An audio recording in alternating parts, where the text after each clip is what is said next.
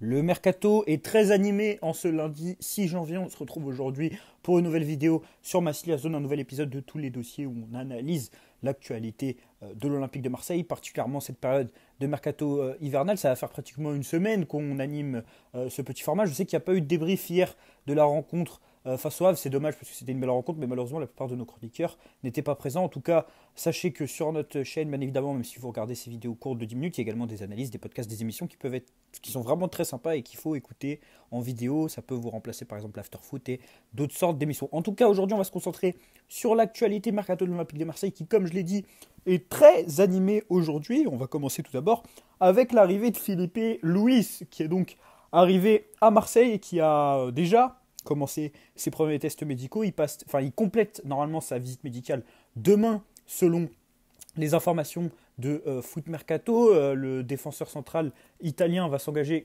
jusqu'en 2026, comme on l'a dit dans les dernières vidéos. C'est la première recrue du Mercato. Il est donc arrivé à l'aéroport de Marignane en fin de matinée.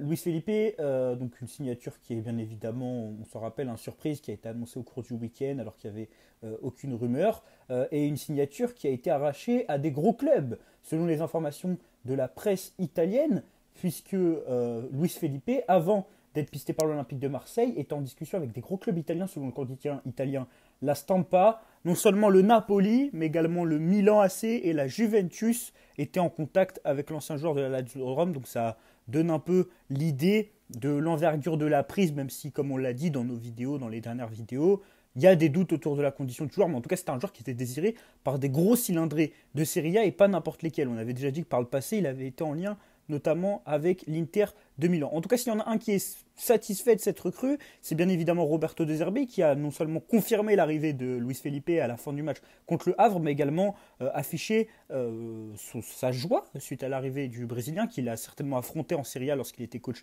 de Sassuolo et que ce dernier évoluait à la Salernitana puis à la Lazio Rome. Il a dit: on est très content de le recruter, c'est un joueur de qualité et d'expérience dans ce stade. En termes de mentalité, il va être prêt à nous apporter quelque chose. En tout cas, Luis Felipe, pour revenir un peu sur le match contre le Havre d'hier, je pense que la première chose qu'il va apporter déjà, c'est plus de maîtrise avec ballon que les excentrés actuels de l'OM. On l'a dit, il peut jouer arrière droit, donc potentiellement excentré droit à la place de Murillo. Je ne sais pas ce que vous en avez pensé, mais moi, Cornelius et Murillo, je trouve ça encore faible avec ballon sur les phases de possession basse, pour essayer de trouver, de grappiller de l'espace balle au pied, que ce soit par le dribble ou par la passe, même si par le dribble le dépassement de fonction n'est pas très encouragé par Roberto De Zerbi. Certes, il se projette, notamment Murillo qui se projette énormément dans le demi-espace, mais avec ballon, je trouve qu'on a des difficultés à jouer rapidement, à trouver la passe qui casse les lignes, un peu ce que Balerdi apporte dans l'axe, mais que du coup les excentrés n'apportent pas depuis le début de saison, et ce que Kondogbia faisait de mieux en mieux. Si Luis Felipe peut l'apporter à droite en étant en plus fort défensivement, puisque c'est un défenseur central de formation, bah, ça peut être véritablement une super recrue. Donc à voir. En tout cas, comme on l'a dit, il sera disponible fin janvier. Mais voilà, Luis Felipe, son arrivée à Marseille, c'était l'information principale de la journée avant le gros bombasso. Enfin, c'était semi-bombasso, puisqu'on a appris également en fin de matinée que Paul Lopez allait revenir à l'OM, vu que son prêt avait été cassé par Gérone. C'était dans les tuyaux depuis plusieurs semaines, même avant le début du mercato. On en avait parlé dans notre média. Vous savez qu'on a souvent des bonnes informations exclusives sur Paul Lopez. On avait parlé de la possibilité de casser le prêt. Et le portier espagnol va rejoindre donc la Ligue 1. Il va revenir en Ligue 1, mais pas à l'OM, du côté du RC Lens, qui va acquérir l'ancien portier de l'Olympique de Marseille en prêt avec option d'achat d'après Fabrizio Romano.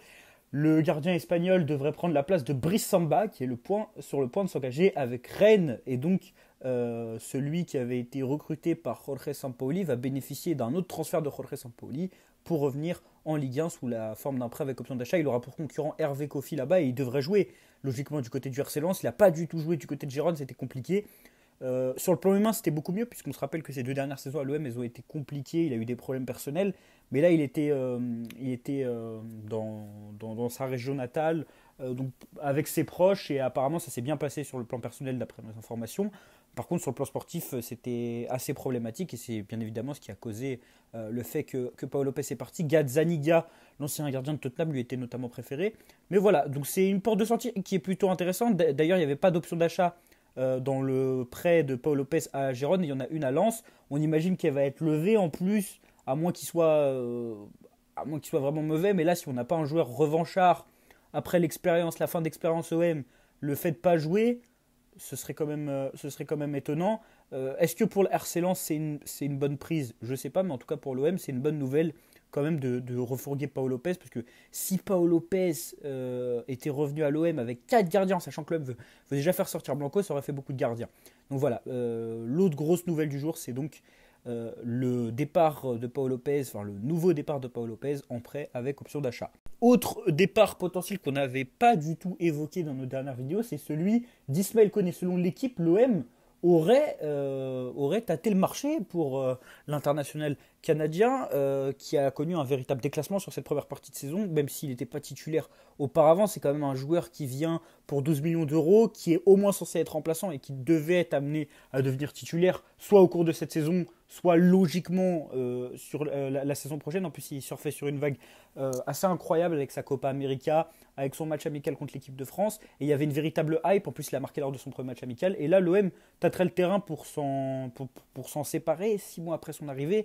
Ce déclassement, il est aussi illustré par le fait que Bilal Nadir lui est passé devant. C'est assez fou quand même qu'un joueur comme Bilal Nadir, qui était blessé, qui est plus ou moins post-formé au club, passe devant une recrue à 12 millions d'euros aussi rapidement dans la saison, et que Ismaël Koné ait aussi peu de temps de jeu. Au début, on parlait des blessures, c'était une bonne excuse. Mais là, c'est pas qu'une question de blessure, c'est aussi une question de prestation, une question d'attitude au quotidien, parce qu'il faisait partie des joueurs qui a été pointé du doigt par Roberto De Zerbi. Et c'est assez dommage, parce que moi, personnellement, c'était un joueur que j'attendais énormément. On a fait des contenus sur lui. Et franchement, c'était pas sans raison. C'est vraiment un joueur qui a de qualité, mais il ne le montre pas à l'OM. Et lorsqu'on ne le montre pas dans un aussi grand club, bah, on ne joue pas. Et si on ne fait pas d'efforts au quotidien, bah, on part. Et c'est ça le problème. En tout cas, autre joueur qui peut bien évidemment partir et dont on a parlé plein de fois en vidéo YouTube et pour lequel il y a un nouvel intérêt, c'est Lilian Brassier qui lui suscite l'intérêt du Borussia Mönchengladbach. Donc en tout cas, ça confirme que Brassier manque pas de prétendants. D'ailleurs, avec l'arrivée de Luis Felipe, on l'avait déjà dit, mais le départ semble plus que jamais inéluctable. Et si le Borussia Dortmund est sur lui, si Nice est sur lui, si Rennes est sur lui, c'est que le joueur manque pas de prétendants. Et on peut peut-être même se demander si Lilian Brassier, l'OM pourrait pas faire opération blanche, voire plus-value de 1 ou 2 millions. Parce que ça reste quand même un joueur avec une belle cote qui a plus d'années de contrat du coup que lorsque l'OM le recrute, parce que l'OM le recrute à 1 an de la fin de son contrat. Peut-être que s'il en a 2, c'est 20 millions. Surtout qu'il avait une belle cote, il y avait des clubs en Champions League sur lui. Là, il a pratiquement 6 ans de contrat, ou 5 ans de contrat, vu qu'il a la fin de contrat avec Brest, et les 4-5 ans qu'il va signer automatiquement avec l'OM à la fin de saison. Donc Lilian Brassier, ce qui devrait se passer en termes d'opération, c'est certainement, s'il y a transfert, l'OM va recevoir les fonds du nouveau transfert, ou en tout cas va enregistrer dans ses comptes, je ne suis pas comptable, je suis désolé, hein, mais j'essaie d'expliquer, va enregistrer dans ses comptes les arrivées prochaines de fonds pour son transfert, ce qui va lui permettre de lever l'option d'achat, et donc ça fera soit une opération blanche, voire une plus-value sur le long terme pour l'Olympique de Marseille, en sachant que Luis Felipe a été recruté, qu'il y aura peut-être aussi un central gaucher, ça avait été évoqué par l'équipe. Mais voilà, en tout cas, Lilian Brassier ne manque pas de recrutement et c'est bien, le mercato commence à bouger. On a quand même eu la première arrivée, les premiers départs commencent à se dessiner. Ce ne serait pas étonnant non plus de voir d'autres rumeurs sortir de nulle part comme Luis Felipe. On commence à avoir l'habitude avec l'Olympique de Marseille. Les 2 recrutements de l'OM, c'est 2 recrutements libres qui sortent de nulle part, Rabiot et Luis Felipe. On espère en avoir un autre. Moi, je pense que vous savez à quel joueur je pense lorsque je parle de recrutement libre d'un joueur. Je pense à un milieu de terrain français passé par la Juventus récemment. Du coup, qui n'est pas Rabiot, mais l'autre milieu de terrain français, international français, ce serait pas mal de l'avoir, surtout pour la saison prochaine. Je parle bien évidemment de Paul Pogba. En tout cas, au niveau du milieu de terrain, l'OM va avoir une grosse absence. Enfin, une grosse absence. Ça fait quand même quelques temps qu'il est absent. Amin Harit sera absent quelques semaines à cause d'un problème musculaire. Il était out déjà lors du dernier match. Étrangement blessé pendant les fenêtres hivernales. Donc, à voir si ça a un gros impact sur un futur transfert, mais Harit blessé quand même depuis un bon bout de temps. Il a définitivement perdu sa place, hein, et on parlait d'un départ ces derniers jours, mais là ça va peut-être un peu retarder ce potentiel départ. Est-ce que c'est dommage? Je pense qu'on est tous d'accord sur le fait que Harit va partir bientôt de l'Olympique de Marseille. En plus, il y avait des intérêts pour lui, hein. Selon Foot Mercato, il y a beaucoup de clubs qui sont intéressés par Amin Harit. Donc c'est tout pour les informations Mercato aujourd'hui. Juste, je voulais revenir sur certains éléments qui ont été évoqués par RMC Sport dans un article et qui expliquent aussi la révolution que Roberto De Zerbi a réalisée à la suite du match contre Auxerre et sa gestion du groupe au quotidien.